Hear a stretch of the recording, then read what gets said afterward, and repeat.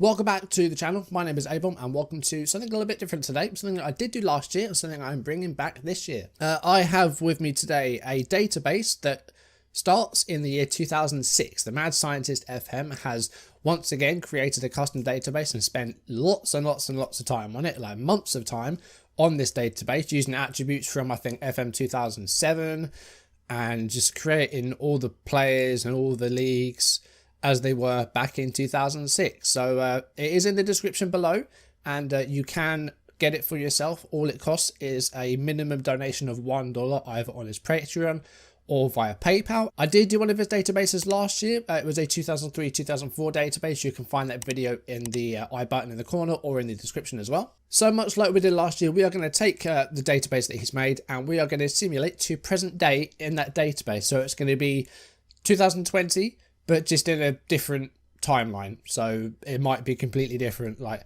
Messi might go to Real Madrid or England might win a World Cup. Who knows what's going to happen with this? So we're on the homepage of the Premier League at the moment in the year 2006. It was a very different time in 2006. Casino Royale was coming out, which was Daniel Craig's first Bond film. He's finished his final Bond film, No Time to Die, which has been delayed in cinemas but will be out this year. What else happened in 2006? The top song of 2006 was Irreplaceable by Beyonce, which is I think the To the Left song, if I'm not mistaken. Big movies included Pirates of the Caribbean, Dead Man's Chest, which was a bit boring if I remember, but had Davy Jones played by Bill Nighy, which was okay. Bit long if you ask me. Night at the Museum was in 2006, which starred the late Robin Williams, and Pixar's Cars was in 2006. Here's a funny thing that happened in 2006. BBC accidentally filmed a live TV interview with the wrong person, and it was someone who was awaiting a job interview in a mix-up in the waiting room. That happened in 2006. Well, Guy Cuny is the editor of the technology website News Wireless. Hello, good morning to you. Good morning. Were you surprised by this verdict today? And then, of course, you got football in 2006 when Charlton were in the Premier League. Reading, Sheffield United and Watford had just been promoted from the Championship. But these are the 20 Premier League teams that started the 06-07 season. So let's have a look at some of the squads back here then. So this was after Chelsea's second successive Premier League win. Mourinho, manager in their first stint. Petr Cech and Carlo Cudicini in goal. Hilarious, the third one as well. John Terry at 25, so he's really coming into his own now. Like I think he's captain at this point, but he's alongside like Ricardo Carvalho, who was just a fantastic defender from Portugal. MacLeod, of course, he had the position named after him with Essien and Michael Ballack. Lampard at 28, so this is Lampard just like really in the thick of his career now, like probably doesn't get any better than he does around here. Robin at Chelsea still. Didier Drogba was top scorer in 06-07. Andrei Shevchenko had joined Chelsea at this time. Of course, his Chelsea career wasn't that fantastic.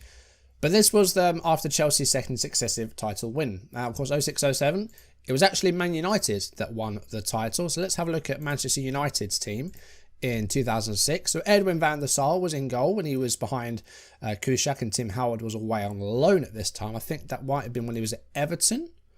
Yes, that was the start of his Everton career. In defence, they've got Rio Ferdinand. Vidic, I think, had maybe just joined this season. It's his second season after his move from Spartak Moscow. Mikhail Silvestre is still here. Of course, he'd moved to Arsenal in the not too distant future. Scholes at 31 years old. Park Ji-sung, I think, was just about starting to play for United. Ryan Giggs, Wayne Rooney up at United at 20 years old. Cristiano Ronaldo was still there. The Arsenal team in 2006, what was this like? So Jens Lehmann was in goal. This was just after their Champions League runner-up. Of course, they lost to Barcelona in 06. Kolo Touré at the back alongside like Giroud and Senderos and Gallas. Fabregas at Arsenal at this time. Freddie Ljungberg, Robin van Persie at 22 years old. Thierry Henry at 28. Just a fantastic, fabulous player. Liverpool, my team, in 2006. I think they were sort of in between teams at the moment. So Djibril Cissé had left because MacLeod had left a couple of years before. And the likes of Torres hadn't quite come in. So it was a bit of a strange year for them. Of course, a year after their Champions League win. Reina in goal ahead of Jerzy Dudek, Aga, Hepia, Carragher. A lot of the team that was still around in 05, but some new additions like Daniel Agger, the Dane. I think this was his first season with Liverpool. Maybe some more forgotten Liverpool players like the Chilean Marc Gonzalez, And Mohamed Sissoko, I seem to remember was a pretty decent midfielder, and then I think he had some eye issues, and that's why he had to leave. And then this was a season that I think Jermaine Pennant came into Liverpool, Dirk Kuyt as well, 25, one of my favourite Liverpool players, and a Peter Crouch up front as well. I think this was Peter Crouch's first year, maybe. It was his second year. He got 8 goals in that first season. So I'm going to load up the simulated save now. I have gone ahead and done this ahead of time, so I left it running overnight just to simulate. And it's going to say 2033, but it's going to be 2020. So much like there when it says July 2019, this is actually 2006. It's just the game doesn't allow you to change the year. We're going to have a look at the past Premier League winners. We're also going to have a look at the winners of the other big 4 leagues, which are Spain, France, Italy and Germany. We're also going to have a look at Scotland. We're going to have a look at the national tournaments, the World Cup and the Euro, see how England have been doing. We're going to have a look at leading transfers, and we're going to have a look at Ballon d'Or winners. If there's anything else you'd like me to show that I don't show, then do leave a comment in the video, and I will either reply, or if there's a lot of feedback, I'll do a second video in this, and who knows, maybe even do a save with this database this year, because promotion projects not getting great views, and I like to try and manage a team in this. Maybe go for Sheffield United and see if I can keep them up. That'd be quite nice to do, so if that's something you're interested in seeing, then again, let me know. Okay, we are in the year 2033 in game, but this is actually 2020. And the first thing they're saying is that Chelsea has sacked their manager, who was Roberto Mancini. We're on the 1st of June, so I would hope that everything has been finished, including the European Cups. But Liverpool have just won the Premier League in 2020, 87 points, and the season's finished as well. Of course, the whole pandemic things that means that football is just on a hold for now until things settle down again. I'm not sure if they'll finish the season. Hopefully they won't void it, because Liverpool really deserve this title, even though it's not finished. They're 20 something points clear. But Liverpool have just won their second straight Premier League title. A few different winners. Chelsea won a couple, Man United have won 3, and Arsenal have won. Let's go into the past winners and see if there's any other surprises, which there are not. No, it's just been Chelsea, United, Arsenal and Liverpool. So the big 4, still very much the strongest in the league. No new winners. Man City have had 1 runners-up finish and a few third places. So I don't know if they get their big takeover or not. I don't really know if that's a thing. I mean, they've got some big players here. Sergio Ramos is here. Lloris is here. Nicolas Otamendi did make his way to Man City in the end, as did Lewandowski. Really, if there's a player that's like under 28 years old, he won't be in the game because he won't have existed in 2006 as a player. He would, but it would have been like 11. I think Neymar is the youngest player in this, because I think when you start, he's like 14 and he was left in. So anything sort of younger than that isn't going to be in the game. What I'm going to look for, though, is a few surprise clubs to see if there's anyone that comes up and gets like a surprise European finish or something like that. So this was the 2006-2007 season. And the 3 that got promoted went straight back down: Watford, Sheffield United and Reading. So in the next season, again, not too many surprises. Newcastle did make it into the European places. Portsmouth got into Europe eventually as well. Leeds managed to get back up here as well. Preston North End made it up here, but they went straight back down, 17 points. Derby with another promotion. Charlton make their way back up here. So no massive surprises in terms of the teams that get promoted. Preston got up here a few times, but other than that, no sign of teams like Huddersfield or Brighton, nothing like that up here. The Championship is in here as well. So you can see all the Championship winners here: Charlton, Birmingham, Norwich, various different winners. Yeah, so no massive surprises in terms of like promotees and the teams in the Championship. Going back to the Premier League, we can look for a few real players amongst the top performers. No one in the top scorers, but the average ratings, we have got Aidan McGeady at Arsenal, 34-year-old wide player. I'm not sure where he is nowadays, but starts out at Celtic. He's moved for a lot of money, 59 million to Bayern, moves to Arsenal for 52. That's a lot of money. Last time I did this, I don't think there was too much in terms of big transfers, either that or I didn't look, but I think the inflation is still in it, so you are going to see some moves for like 100 million plus, I think. Eden Hazard, also one of Man United's top performers, at 29 years old, moved for £77 million from Arsenal. Goalkeepers: Manuel Neuer, Lloris and Akinfeev, all among the goalkeepers. There's a player called Jose Crespo, got some yellow cards. I don't recognise him though, I'm not sure where he starts out. But the goalkeepers have stuck around. Neuer at Liverpool, 58 million move from Real Betis. That's a good move for him. Either that or Betis are a really good club. They must be really up there. Let's go and have a look at La Liga. Barcelona have just won it by 5 points with 97 points.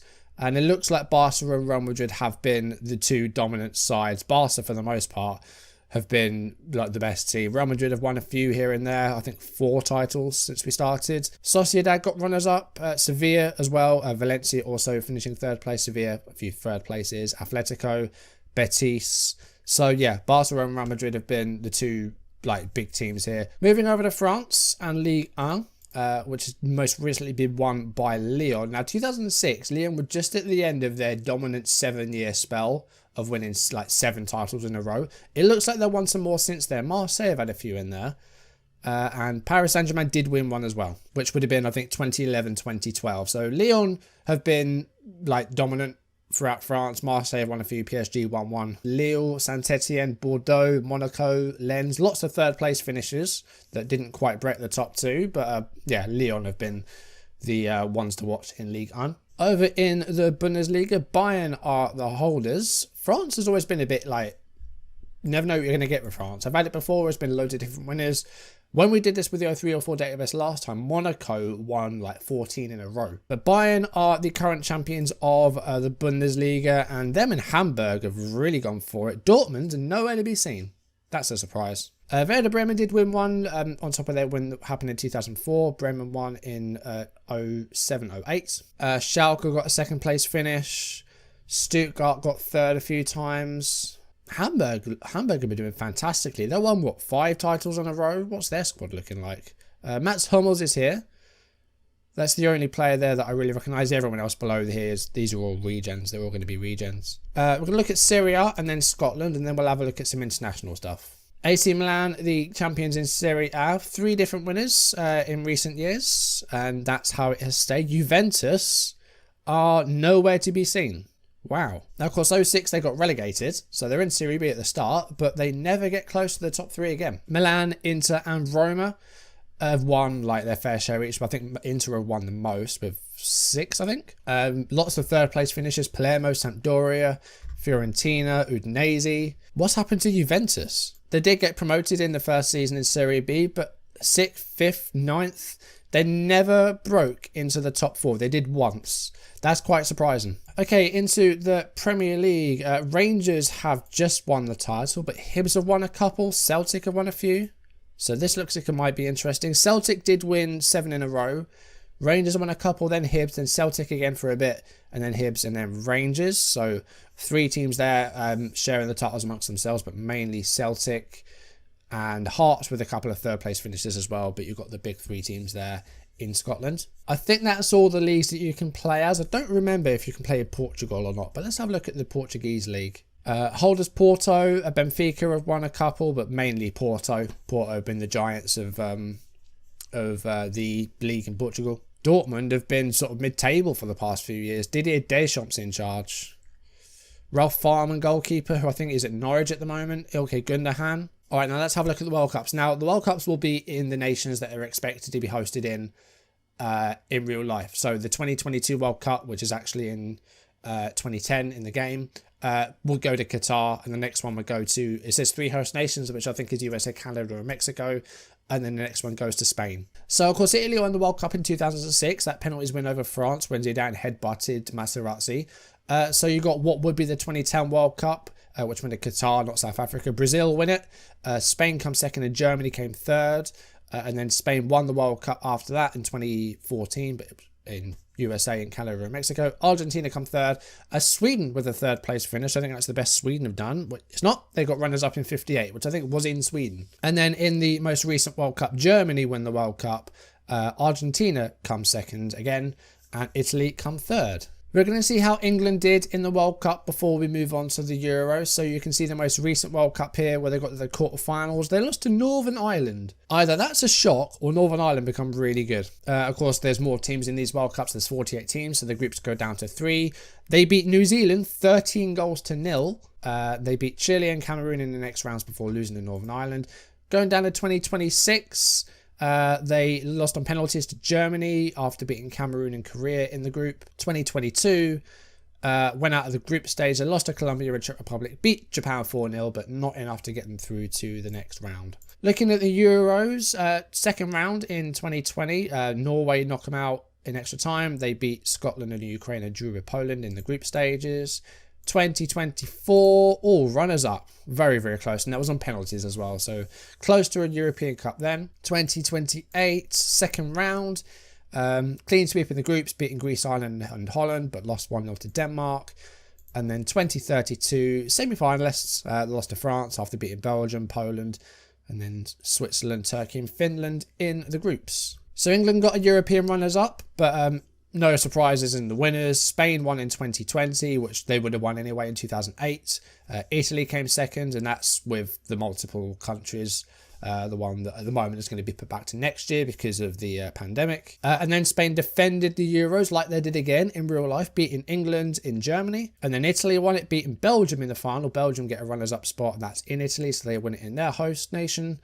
And then France beat Spain in the final, and that's hosted by the Netherlands and Belgium, which I think happened in the last time I did this. Same host as Euro 2000. I think that happened last time as well. So England with mixed success in the internationals. They did get a runners-up in the Euros, but the World Cup didn't go fantastically well. What else was I going to look at? Leading transfers was another one, wasn't it? Let's have a look at that. Okay, so the biggest transfer in the world is Wayne Rooney in 2023. So that would have been in 2010. Moved from Barcelona to Chelsea for 134 million. I know it would be a lot. So let's have a look at Rooney's career then. So he spent 3 years at Man United. That's all. Of course, he probably spent a good, 13 years or something maybe at Man United? Who knows? But after 3 years, moved to Barcelona for 67 million, and then Barcelona doubled their money. 134 million moved to Chelsea after another 3 seasons, and he's been at Chelsea ever since. 178 England caps, 105 goals. So I think he broke the record for the all-time English goals with, 53? He's got twice that. Second on the list is Messi, and he's moved from the same club to the same club as Rooney. A few years after that, or year before that actually, 2009, Messi moving from Barcelona to Chelsea, and he's now at AC Milan as well. So that was 124 million. Didn't score nearly as many goals as he has in real life. Of course, he's been scoring like 40 goals a season back in like 2011, 2012. But loads of assists, 16 assists in his first season for Milan, and he moved there for 106 million after 6 years in, not quite 6 years, probably 5.5 years. So it looks like he moved in January. That's an interesting move. So let's have a look at some of the other players on this list. And Antoine Griezmann also moving to Chelsea for 111 million. Ronaldo moving for 100 plus million. Messi again, as we saw. Torres from Barcelona and Madrid.